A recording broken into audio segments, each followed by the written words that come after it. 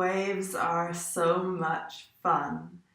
You can fly on them, surf on them, feel the fresh salty sea spray in your face, fresh salty sea air, fresh salty sea, no cares. Waves are not so fun when they are crashing down on your head, leaving you better for dead, washed up on the sand with all the shells the children deemed not good enough to take home in their buckets.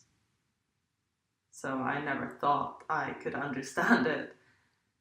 The desire to ride a wave or how to ride a wave until one day I did understand it and I realized that I was floating or flying, not quite swimming, more like gliding on a wave that seems never ending, but always ends, crashed down in the sand.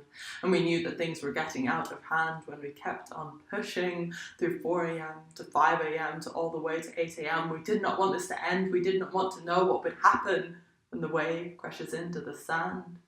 Would you still be there to hold my hand when the chemicals in your brain aren't telling you how much you love everyone anymore?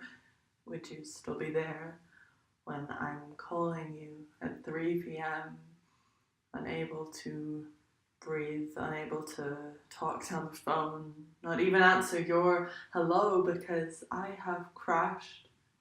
I am lying on the sand. I do not feel like I deserve to be on the sand. I am worse than the shells the children did not want in their buckets. But maybe it's an overreaction. Or maybe it's a head rush or concussion from the wave crashing against my head. I don't know. But I do know that this is where I would have come to in the end. I've laid here before, on this same beach, same pebble scratching cheek. And I suppose I've flown up there before as well.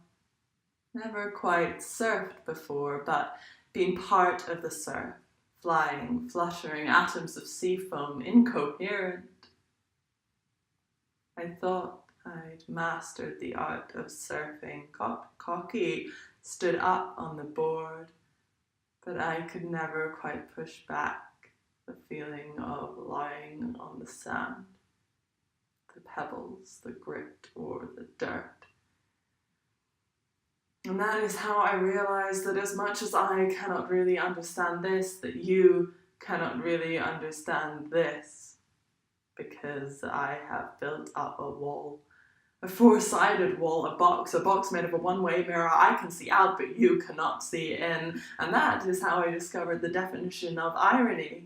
When you turned to me and said, "Christy, you seem in such a good place right now." And I was sitting there thinking about dying.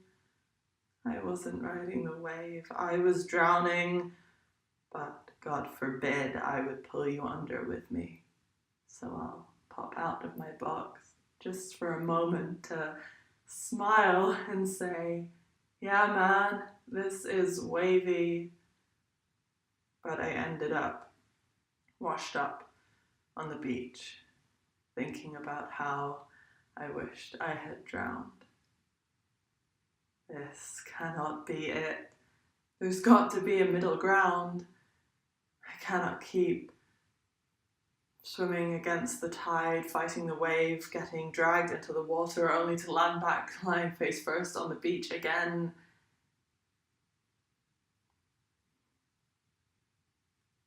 I thought I'd mastered the art of surfing, but I have never known how to ride waves.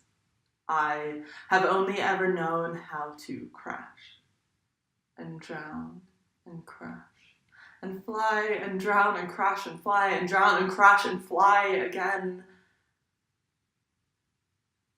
I do not need to learn how to ride waves. I need to learn how to swim without the wave.